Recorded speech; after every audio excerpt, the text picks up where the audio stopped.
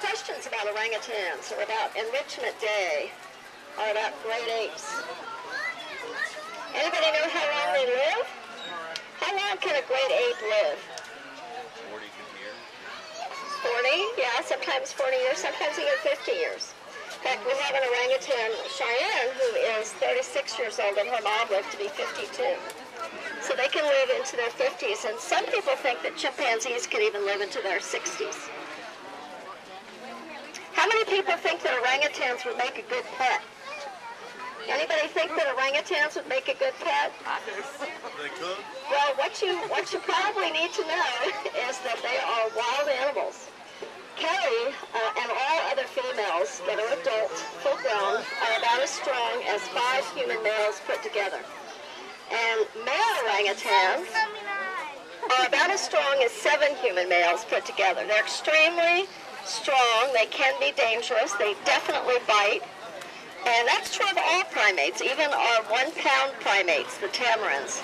They are all wild animals, and they are really not good pets. The best pet is a domesticated animal, and it's not possible to domesticate an orangutan. Domestication takes generations to accomplish. Also, these are extremely endangered animals. Palm oil is something that is killing off orangutans in the wild. Palm oil plantations are being put up, and their habitat is being taken down. We as consumers have a choice. We call it the power of the purse. We are able to choose what we buy, what we consume. And it is possible to decide, to choose to buy palm oil or not to buy palm oil.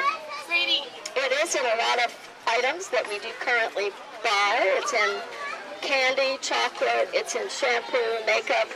And it is being thought of as a good biodiesel option, which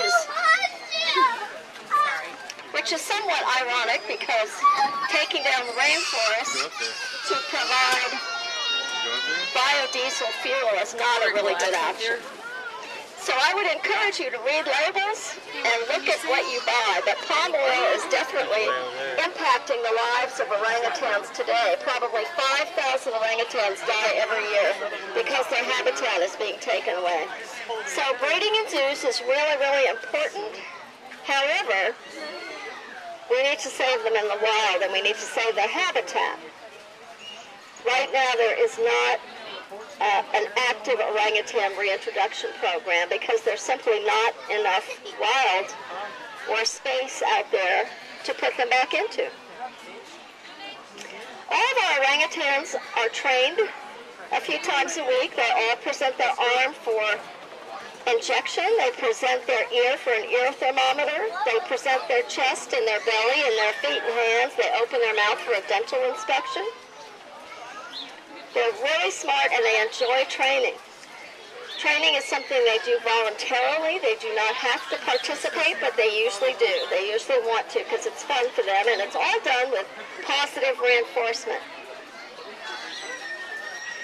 A lot of people think when they look at an orangutan that it might be sad or depressed.